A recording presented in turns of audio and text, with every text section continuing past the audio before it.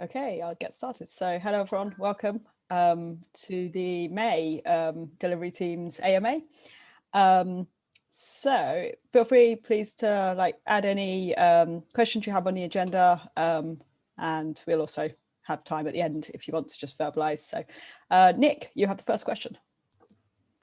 Yeah, we're working on a lightweight training for development engineers to increase awareness of version compatibility issues and how they affect upgrades for .com and self-hosted. So yeah, aside from our docs on multi-version compatibility and zero downtime upgrades, which I've linked, would you recommend any other resources for this training, or are there any gaps in the existing documentation that you'd like to see addressed? I can take this one, Amy. I just started writing an answer in the agenda. So we recently created an handbook page, which name is Coding at Scale. There's a link in the agenda. Right now it's just a description of the problems and a collection of resources. So there are more resources on top of the one that you linked. We have something about user uploads, Sidekick, multi-version compatibility, and migration. Now, this is coding at scale, so it covers both delivery and scalability but I think these are both important things to create awareness around. Yeah, this is great. Thanks for pointing to this, and yeah, maybe it's as simple as pointing people to this page and saying read all of the resources collected as a single source of truth on the subject. So thank you. Yeah, but there's also a follow-up on this, which is I wrote some of those pages, not all of them, but I think we are lacking the kind of a feedback loop from developer in this area, because oftentimes we are aware of this problem. Some of them are very high level or high complexity. We try to write something, but then usually only engineers that ends up helping in an incident related to this one read it and then start to understanding it. So if something isn't clear, just open a merge request, ping us, let's discuss this, because maybe some of the content is outdated or is not as easy as we thought to understand. So just if you can help us to get this documentation better. And I just wanted to add in there, I'm really happy to see this. So yeah, thanks so much, Nick, for creating the issue and putting this forward. It's one thing we have been talking about quite a lot around rollbacks is this sort of version compatibility and how it all fits in with post-deployment migration. So it's such a relevant topic for us right now. And actually, I think if there's things we can review in the training and documentation as well, like we'll certainly read through these things. But if there's anything we would be useful for us to add in, let us know. We can help out there. Greg, do you want to verbalize? Yeah, just saying, I think this is great. One problem I do find working with self-managed customers is their upgrade cadence and the way they run GitLab, the environments or setups are actually quite different than what we use for SaaS or test environments. So I think this is super helpful, and thank you so much for creating this.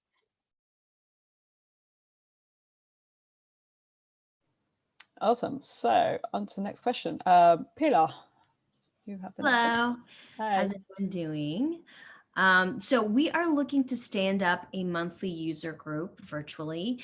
And given that we have a wonderful monthly release, we were thinking we absolutely want to make sure it's part of the content that we're talking about. So I was looking to see if there was a good place that I should be keeping an eye on as we build out the monthly agendas. I saw a blog post from March. What I'm looking for is something that speaks to the value. So we've got this new monthly release. So what does that really mean to you, Mr. User, Mr. maybe potential prospect, upsell customer, to help them understand what it really entails. And then I did find the site that looks like it updates monthly on the 22nd. So I was just looking to see if there are any other resources that maybe I should be keeping an eye on. And I see that Nick dropped in a very handy tool. So thank you for that. Yeah, I'm not sure if it addresses the part of your question about speaking to the value, but yeah, just wanted to link that for anyone who wasn't aware of it. Yeah, that's very cool. I hadn't seen that before, but do we normally do monthly blogs around the releases? Okay, cool. So I'll keep an eye out Yes. on the blog post as well. I was going to say yes, and there should be a section in there as well about what's new and sharing that. But yeah, the blog post is the main way. We generally just enable these things. So the product team create the blog post, create the release post each month, and then we just publish that on release day. Okay, sounds great. Any other training resources or GitLab team members you think would be interested in, this would also be a platform for anybody who wants to talk about the monthly updates. So maybe something worth mentioning is that the next milestone will be 14.0, so measure, release, breaking changes, and things like that. So we are putting some effort in communicating upfront breaking changes or breaking changes mostly. So because things are gonna change daily for our SaaS user, and just on the 22nd with the new package for the on-premise installation. So I think you could reach out to Orit because she's trying to organize communication around this, and maybe it's worth the more we can amplify the message, the better it is, because some of these changes may require user to actively change something in their workflow. So we want them to be prepared as soon as possible, because one day will break and we want them to know as soon as possible. Okay. That's great. Oh, and thank you, Amy, for putting in the correct I'll spell. put in her full name. There's question. also an issue I'll add in. I'll find it and link it in afterwards for you there that I can ping. But yeah, just on a kind of a little bit of why the breaking changes will be coming throughout the month is the breaking changes will all be targeting the 14.0 release on the 22nd of June.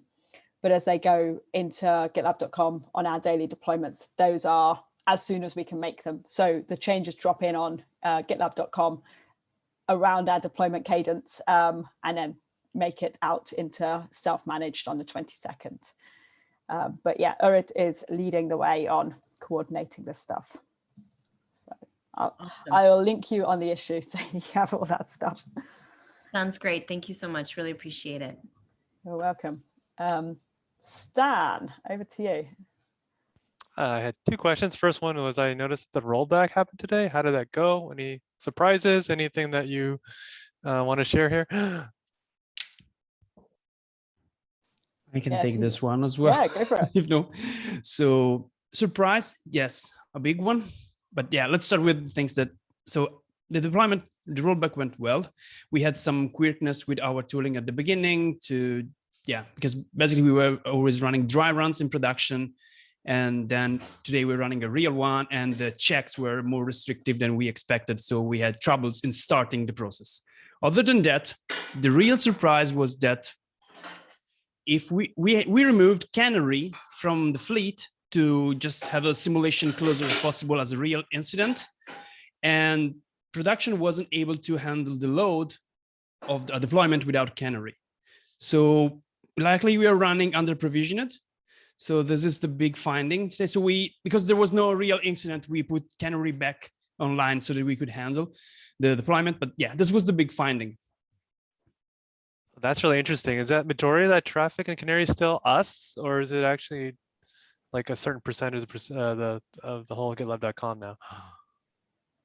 It's both. Yeah, I mean, I think a lot of it is us, but yeah, there are also some people who have opted in on Canary. So there is some traffic, but I would assume the majority of it is, of the load at least, is internal. Yeah. So yeah, overall, like the rollback went really successfully. We, as Alessia said, we had some. It was interesting at the start. We'd had to set this one up as a kind of test case. So what that meant was, because in a real world, we'll be rolling back when we have an incident. So a deployment will have completed. We have discovered something has gone wrong, and then we would initiate a rollback to the previous package. In this case, we didn't have an incident. It was a test scenario. So what that meant was we cancelled the previous deployment to allow us to roll back. So it's a little bit of a different one, which made the start a little bit trickier, which was the deployment was technically still ongoing because it hadn't completed. So we've got some improvements there on documentation to make that a bit easier.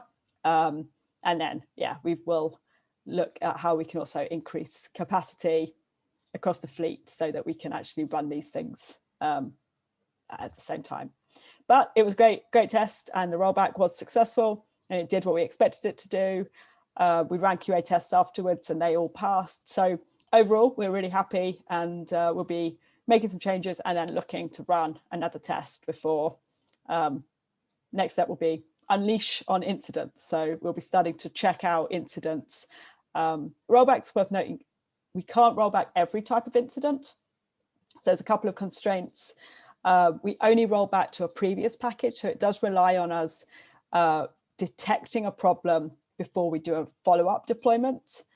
And then that gives us an opportunity to roll back. And we also can't roll back post-deployment migrations. So those are the things that we'll be sort of starting to monitor and work out, like when can we roll back, and also how can we have more opportunities to roll back. Great, thanks for that summary. That's it's always good to do those kind of tests before you actually have to like do it, right? Because then you're surprised that, hey, we don't have enough servers to support GitLab.com without Canary. So thanks for that. That's right, absolutely, yeah. And Liz, do you like to verbalize? Yeah. Yeah, I was just curious if you had a retrospective or if there was something that would be created that we could look and review async. That's a really good question. We haven't got one at the moment. We have got our agenda document, which has quite thorough notes where we sort of debriefed in. So we probably won't create a separate. Thanks, Henry. Yes, we probably won't create a separate one. We kind of discussed in real time and put in some sort of follow-up actions, but please feel free to add comments in that document as well if you have any other questions. Perfect. Awesome. Thank you. Thank you. And Stan, you have the next one. Yeah, so in our staff meeting, we talked about how to improve the time to production. And I know there's a lot of epics and discussions around that. And I noticed that epic I linked, it said 86% of the time it's just waiting for that thing to be picked into the branch. But I think there are cases where the merge request has been picked and now we're just sitting and waiting for deployment. And sometimes it takes 24 hours or so. And this seems like a really long time for people waiting for like a critical fix to go in. So I'm wondering if we're sort of thinking about that and, not thinking about the aggregate, but like those kind of situations where we need to speed it up. What can we do to kind of improve those things? Yeah, absolutely. And certainly something we track. So we track on the mean time to production. And at the moment, we haven't got metrics, they're running a bit delayed. I think at the moment our target is 24 hours. I think we're a little bit below that at the moment. We raised it up at the end of March. So there are two things that really impact this. And one of them is incidents. So if we have incidents, we often are blocked on deployments, which is why we've raised up the target at the moment to 24 hours. We're seeing like over the last, as we all know, like first few months of the year, like increased number of incidents, and that just has a big knock-on effect to deployments. And then the other one we see, particularly around when we're sort of maybe responding to incidents, is actually it seems to be very much around the kind of approvals. Anyone feel free to dive in, but my perception seems to be very much around like the time to get something approved and merged and run through those pipelines before we even begin the deployment process. Yeah, something more details on this. So basically, if there's no incident, you can think that your change will be in GitLab.com in less than 24 hours. 12 hours is a good average, but as soon as something blocks us, could be whatever, delayed post-deployment migration taking too much, or any type of incident or near miss incident, because we block deployment also if something start going wrong, then basically to get out of this, it takes around 8 hours, which is a lot, because basically everything is blocked. So we need to identify the problem, fix it. Then we have a pipeline running because it's a merge request. It has to be reviewed, a complete pipeline. So it takes roughly from 1 to 2 hours. On top of that, he has to be picked on auto deploy. There is another pipeline running roughly 40, 50 minutes, tagging, and then regular rollout. So from tagging to deploying to GitLab.com is roughly 6 hours. So you add everything before that, pipelines, review, and this explains to you why if something goes wrong, basically you have at least 8-hour gap. There's a couple of things that are taking place to improve on this. So Quality are doing a super job of like working through ways to test run faster and reducing flaky tests and having it so that we can actually we as GitLab can actually run the relevant tests against a change before we merge things in. So those are all super helpful. We're also just recently had Graham joining the team. He's based in APAC. So over the next few months, we'll be training Graham up into release management duties, and that expands our window. We'll suddenly be available to deploy potentially every, all hours. At the moment, we're limited to deployments in EMEA and Americas, which is another reason. If you merge sort of, 8 UTC, you're probably going to have to wait 12 or 14 hours to our next deployment window. So we'll see these numbers start to come down. But yeah, there's certainly lots of improvements we would love to make here. Yeah, the APAC deploy time window would be huge. I think that would be Huge. amazing. Yeah, exactly. So that will have a massive impact. Yeah. Do we have anyone planning on joining from APAC on your team? I think Graham is in EMEA still, right? So we have Graham in Australia. So it's just him. So we won't have a full cover because he's also on call. So we will have a sort of skeleton cover over there. But yeah, as we sort of look to sort of expand things over the next year or so, I'm sure we'll look to expand this out. It's also very helpful for incidents as well to have a release manager online who can help with these things. Fantastic. So Greg, let's skip down to yours on number 7. All right, thank you. So just raising awareness, nothing really actionable, but support is we have an Epic setup to prepare for 14.0 deprecations, breaking changes, upgrade problems. And I just think it's a great opportunity to collaborate. We'll get customers creating tickets. We'll surface issues that affect the customers, and then we can all work together, find solutions, document workarounds or mitigations. Basically, yeah, don't be a stranger. If you have any questions about edge cases or how things might affect self-managed customers, feel free to reach out. And if you have anything to add in that Epic, see a feature or deprecation there, yeah, please add to those issues. That's great. Thanks so much for sharing.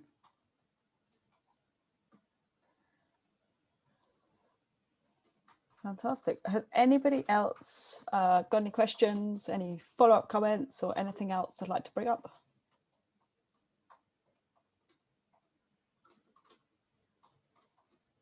No? Okay, in that case, thank you so much. Once again, really appreciate questions and discussions and all the links and things everyone shared. So thanks so much for joining us today.